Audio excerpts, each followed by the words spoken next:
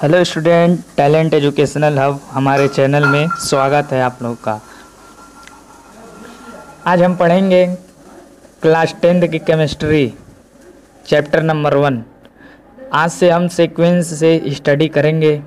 हमारे चैनल पे मैं स्टडी कराऊंगा सीक्वेंस तरीके से, इसीलिए हमारे चैनल पर नए हैं तो सब्सक्राइब कर लीजिएगा और बेल का आइकन भी दबा दीजिएगा। आइए शुरू करते हैं। आज हम पढ़ेंगे एनसीईआरटी क्लास 10th तो केमिस्ट्री में चैप्टर नंबर 1 पढ़ेंगे। चैप्टर का नाम है रासायनिक अभिक्रिया एवं समीकरण। अब इसमें जानने के लिए हमें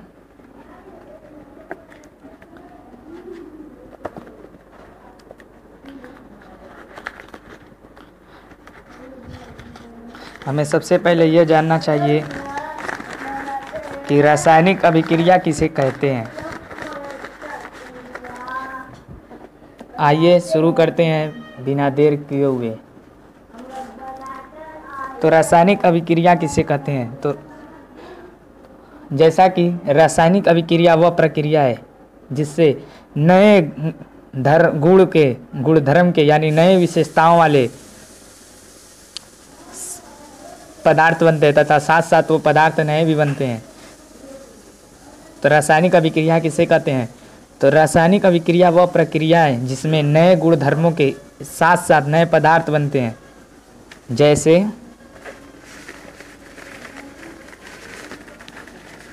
जैसे कार्बन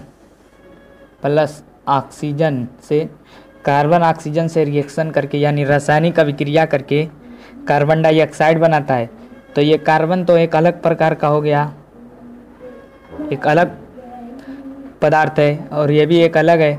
अब ये दोनों अभिक्रिया करके एक अलग पदार्थ बना दिए हैं तथा ये नया भी है पदार्थ। अब आप लोग समझ गए होंगे रासायनिक अभिक्रिया। अब इसके बाद रासायनिक अभिक्रिया के 2 भाग होते हैं, अभिकारक तथा उत्पाद। तो आइए अभिकारक के बारे में बात करते हैं। जो पदार्थ रासायनिक अभिक्रिया में भाग लेकर जैसे यहाँ कार्बन है, ऑक्सीजन से रासायनिक अभिक्रिया करके कार्बन डाइऑक्साइड बनाया है। तो जो पदार्थ रासायनिक अभिक्रिया में भाग लेकर नए पदार्थ बनाते हैं उन्हें अभिकारक कहते हैं। तो हमारा इसमें कार्बन और ऑक्सीजन ये दोनों अभिकारक हो गए।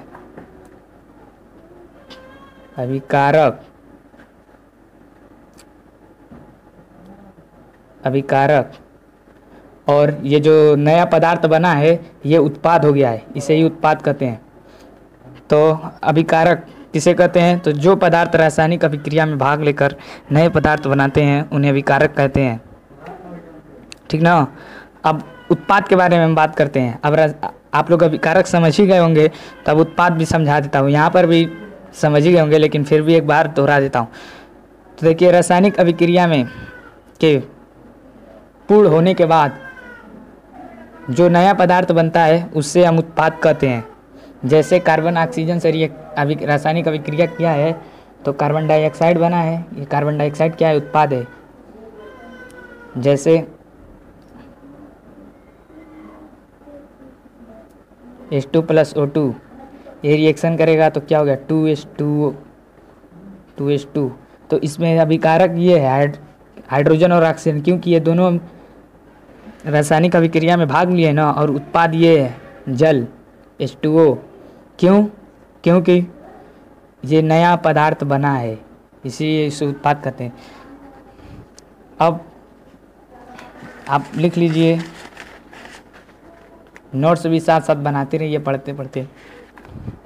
तो रासायनिक अभिक्रिया वह प्रक्रिया है जिसमें नए गुणधर्मों के साथ साथ नए पदार्थ बनते हैं।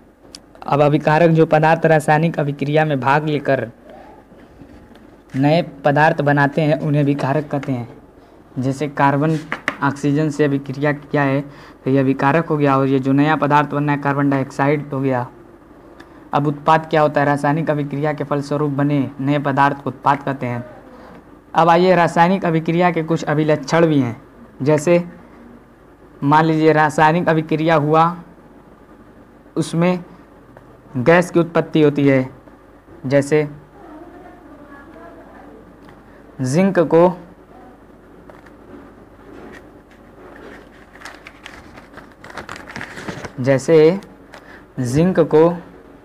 अगर H2SO4 से रिएक्शन रासायनिक अभिक्रिया करवाया जाए तो ये क्या बनेगा, ZnSO4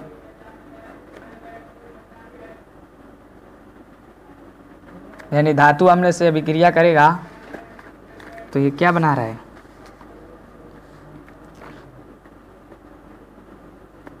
प्लस H2। तो हाइड्रोजन गैस की उत्पत्ति हुई है, H2 हाइड्रोजन गैस है वही। तो रासायनिक अभिक्रियाओं की हेडिंग डालिए अभिलक्षण, फिर उसमें डालिए गैस की उत्पत्ति।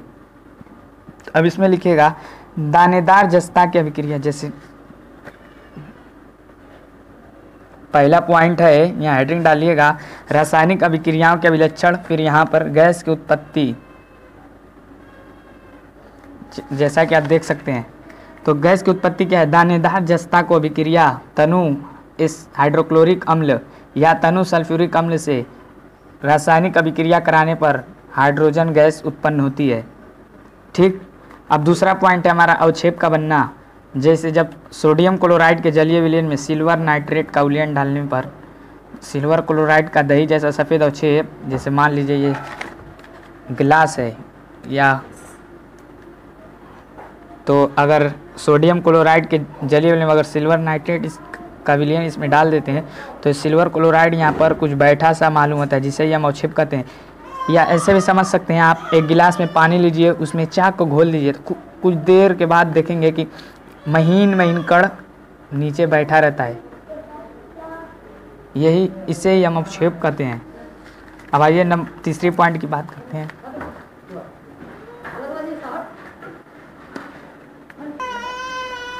अब हम तीसरा पॉइंट देखते हैं। तो तीसरा पॉइंट ये है कि रंग में परिवर्तन होता है, रासायनिक अभिक्रिया होता है तो रंग में, जैसे हम साइट्रिक अम्ल को और बैंगनी रंग के पोटेशियम परमैंगनेट विलयन के बीच रासायनिक अभिक्रिया कराते हैं तो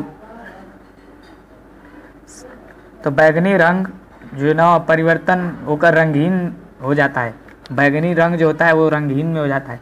आइए अब चौथा पॉइंट बात करते हैं, ताप में परिवर्तन। तो बिना बूझे चूने और जल के बीच रासायनिक अभिक्रिया से बूझे चूने का बनना ताप में परिवर्तन द्वारा अभिलक्षित होता है। जैसे आपके घर चूने की पुताई होती है, बिना बूझे चूने को जब पानी में डाला जाता है तो अधिक मात्रा में क्या होता है, जो अधिक में बहुत गर्म हो जाता है। अगर लोहे का कंडाल में डालेंगे, उसको छू लेंगे, हाथ जल जाता है, बहुत गर्म, तो वही ताप में परिवर्तन।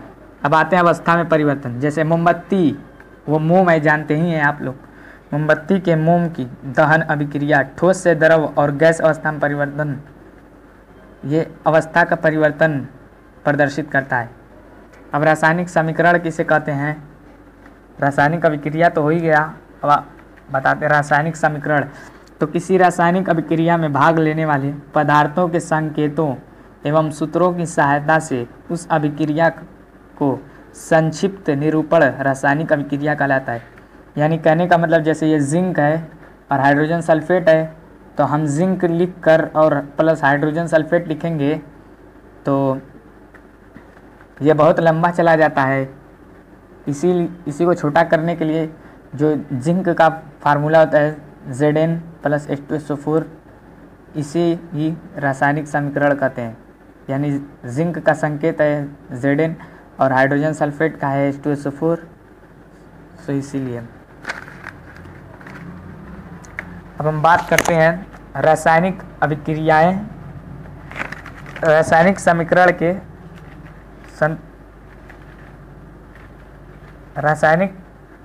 रासायनिक समीकरण पढ़े हैं उसमें असंतुलित समीकरण और संतुलित समीकरण भी है।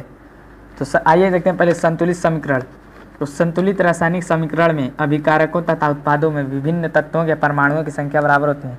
जैसे हम ये कहें H2 + O2 H2O, तो अब इसमें ये समीकरण संतुलित नहीं है। अगर हम इसे 2H2O कर दें, यहाँ पर 2H2 अब संतुलित है। हाइड्रोजन के 4, यहाँ हाइड्रोजन के 4, यहाँ ऑक्सीजन के 2 परमाणु हैं, यहाँ ऑक्सीजन का 1 ही परमाणु है, तो ये 2 से गुणा हुआ तो ऑक्सीजन का भी 2 परमाणु हो जाएगा। तो संतुलित रासायनिक समीकरण में अभिकारकों यानी अभिकारकों तथा उत्पादों में विभिन्न तत्वों के परमाणुओं की संख्या बराबर होती है। जैसे इसमें हाइड्रोजन के परमाणु की संख्या बराबर है 4, इसमें भी है 4, इसमें भी है। ऑक्सीजन के भी 4, 2 यहाँ पर है और 2 इसमें भी है। अब बात करते हैं संतुलित समीकरण, संतुलित रासायनिक समीकरण। तो संतुलित रासायनिक समीकरण में अभिकारकों तथा उत्पादों में विभिन्न तत्वों के परमाणुओं की संख्या समान नहीं होती है या बराबर नहीं होती है। जैसे H2 + O2 क्या बनाया, H2O। तो इसमें जाहिर सी बात है, दिख ही रहा है, हाइड्रोजन का तो 2 परमाणु है और अभिकारक में ऑक्सीजन का भी 2 परमाणु है, लेकिन उत्पाद में ऑक्सीजन का 1 ही परमाणु है। इसीलिए ये समीकरण असंतुलित है, संतुलित नहीं है। अब इस समीकरण को संतुलित करने के लिए कुछ चरण हैं। तो आइए हम पहला चरण पहले बात करते हैं। तो इसमें रासायनिक समीकरण को लिखकर प्रत्येक सूत्रों के चारों ओर बॉक्स बना लिया जाता है। जैसे मैंने जिंक बना लिया है। अब समीकरण में उपस्थित विभिन्न तत्वों के परमाणुओं की संख्या नोट कर ली जाती है इस तरीके का सारणी बनाकर, जैसे मैं बनाया हूँ। पहले में तत्व, फिर अभिकारकों में परमाणुओं की संख्या, फिर उत्पादों में परमाणुओं की संख्या। अब Zn, अब अभिकारकों में परमाणुओं की संख्या कितनी है ये सब लिख लेना है।